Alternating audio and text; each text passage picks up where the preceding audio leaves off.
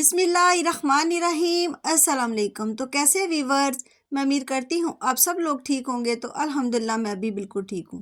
तो जी आज मैं आपके साथ शेयर कर रही हूँ बहुत ही आसान और मज़ेदार रेसिपी चटनी ब्रेड पकोड़ा, जो बनाने में तो बहुत ही आसान होंगे और बहुत ही मज़े के भी होंगे। तो आइए देखते हैं इसको बनाने के लिए हमें किन किन चीज़ों की ज़रूरत होगी और ये कैसे बनकर रेडी होंगे। तो जी सबसे पहले हम चटनी तैयार कर लेते हैं। तो ये मैंने सब्ज़ धनिया ले लिया है, इसको मैंने बरीक बरीक किस तरह से काट कर लिया है। तो ये पुदीना है और ये 2 सब्ज़ मिर्चें हैं और ये 4 जवे लहसुन के हैं और हाफ़ टी स्पून नमक का है। तो इसको आप कुंडी डंडे में भी कूट सकते हैं, तो मशीन में भी ग्राइंड कर सकते हैं। तो मैं इसको मशीन के साथ ग्राइंड कर लूँगी।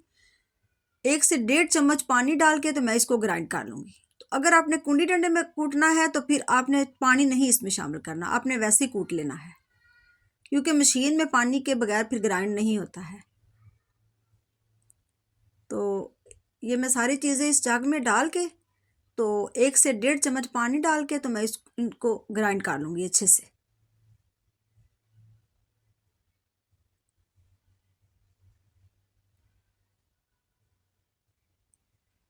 तो ये मैंने सारी चीज़ें डाल दी हैं जग में। तो ये नमक भी मैं शामिल कर दूँगी।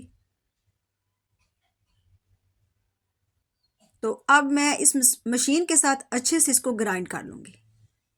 तो जी ये चटनी मैंने अच्छे से ग्राइंड कर ली है। तो जी ये मैंने ब्रेड के 9 स्लाइस ले लिए हैं। तो इसके जो चारों तरफ सख्त कोने हैं ये मैं कट कर लूँगी।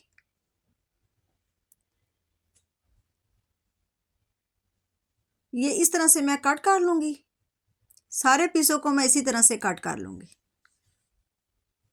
तो जी ये मैंने सारे स्लाइस के जो सख्त कोने थे वो कट कर लिए हैं। तो ये भी आपने ज़ाया नहीं करने हैं। ये मैंने पहले भी आपको बताया हुआ है कि इसके बहुत ही अच्छे फ्रेश ब्रेड क्रम्स बन जाते हैं। आपने मशीन में डाल के तो इसको अच्छे से ग्राइंड कर लेना है। अब मैं ब्रेड के सारे स्लाइसों को इस तरह से दरमियान में से कट कर लूँगी। तो जी ये मैंने ब्रेड के सारे स्लाइस को इस तरह से दरमियान में से कट कर लिया है। तो अब मैं इसके ऊपर चटनी लगा लूँगी। तो ये चटनी जो है खाने में तो मज़ेदार होती ही है ना, इसके अलावा इसकी जो ग़ाज़ाइयत होती है ना बहुत ही ज़बरदस्त होती है। हर चीज़ को हज़म बहुत जल्द कर देती है, बहुत ही अज़मेदार होती है। तो इन पकोड़ों में तो इसका बहुत ही अच्छा टेस्ट आएगा इंशाल्लाह। तो ये मैं चम्मच से अच्छे से लगा लूँगी सारे पीसेस पे। तो अब दूसरा पीस मैं इस तरह से ऊपर रख दूँगी। इस तरह से मैं एक एक पीस पे अच्छे से लगा के तो दूसरा पीस जो है वो ऊपर रख दूँगी।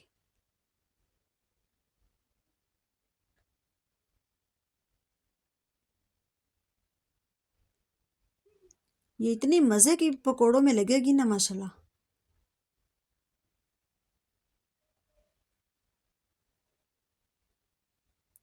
ये इस तरह से मैं सारी लगा लूँगी। तो अब दूसरा पीस इसके ऊपर रख दूँगी। तो सारे पीसेस मैं इसी तरह से तैयार कर लूँगी। तो जी ये मैंने सारे ब्रेड के स्लाइसों पे अच्छे से चटनी लगा ली है, ये आप देख सकते हैं।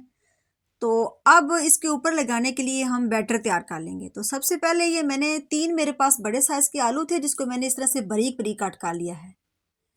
ये आपने भी इस तरह से बारीक बारीक कट करने हैं। तो इसको मैं डाल दूँगी एक बोल में।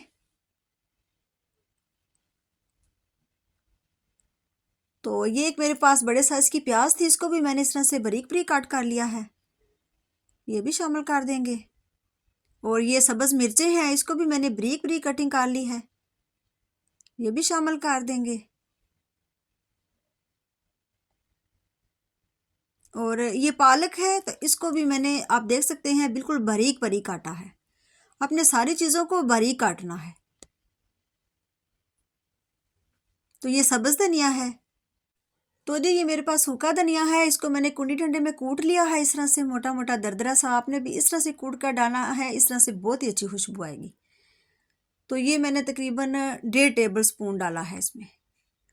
तो ये हाफ़ टी स्पून कुटा भुना ज़ीरा है।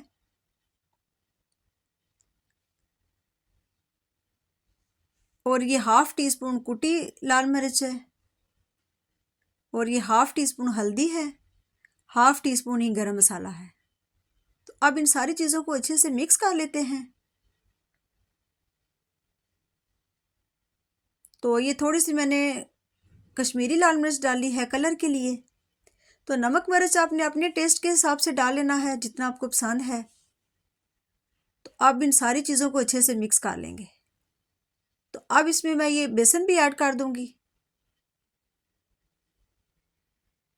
ये थोड़ा सा मैं बचा लूँगी, बाद में अगर ज़रूरत पड़ी तो फिर मैं डाल लूँगी। तो बेसन आपने उतना डालना है कि बैटर हमारा जो है वो ना ही ज़्यादा पतला हो और ना ही सख्त हो,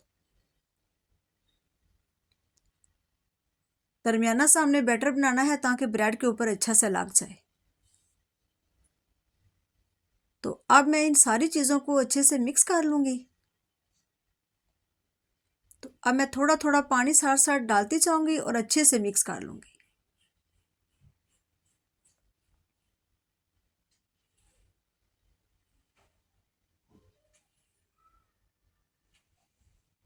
आप भी इस रेसिपी को ज़रूर ट्राई करना, ये बहुत ही मज़े के इसराब पकौड़े बनते हैं।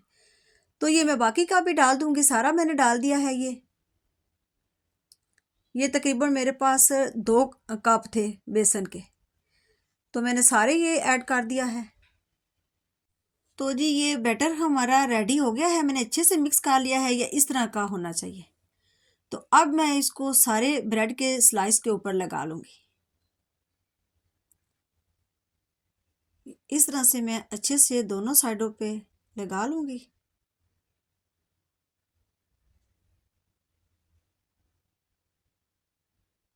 रेसिपी अच्छी लगी तो चैनल को लाइक और सब्सक्राइब करना आपने नहीं भूलना है। शेयर भी किया करें रिश्तेदारों में, दोस्तों में। तो ये मैं इसी तरह सारे ब्रेड के स्लाइस के ऊपर अच्छे से लगाकर फिर आपको दिखाती हूँ। तो ये देखिए जी, ये सारे स्लाइस के ऊपर मैंने लगा लिया है। तो अब हम इनको फ्राई कर लेते। तो जी ये ऑयल मैंने पहले ही ऊपर रखा हुआ था, ऑयल अच्छे से गर्म हो गया है। तो अब हम फ्राई कर लेते हैं। पहले मैंने फुल फ्लेम पर ऑयल को गर्म किया है, तो अब मैंने इसकी फ्लेम जो है मीडियम कर दी है ताकि ये अच्छे से पक जाए और कलर भी इसमें अच्छा सा एक आ जाए। तो अब मैं इसकी साइड जो है वो एक साइड से पक गया है, तो अब मैं इसकी साइड जो है वो चेंज कर लूँगी। तो ये देखिए अल्हम्दुलिल्लाह कितने मज़े के लग रहे हैं ये। आपने भी इस रेसिपी को ज़रूर ट्राई करना है और मुझे कमेंट करके बताना भी है कि आपको ये कैसी लगी है। तो ये फ्राई हो चुके हैं। तो अब मैं इसको इस छन्नी में निकालूंगी ताकि एक्स्ट्रा जो ऑयल है वो सारा इसमें से निकल जाए। ये इस तरह से मैं सारे निकालूंगी और बाकी के जो रह गए हैं वो भी मैं फ्राई कर लूँगी।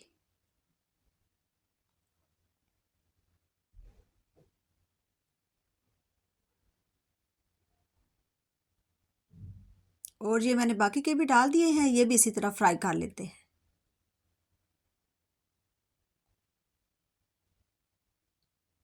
तो जी ये भी देखें माशाल्लाह फ्राई हो गए हैं। तो अब मैं इन सब को निकाल लेती हूँ।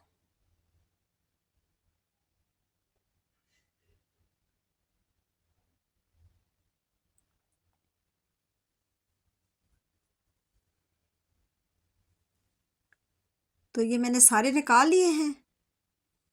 तो ये देखें जी माशाल्लाह अल्हम्दुलिल्लाह फाइनल लुक इसकी कितने मज़े के ये लग रहे हैं। तो आपने मेरे कहने पे ज़रूर इस रेसिपी को ट्राई करना है।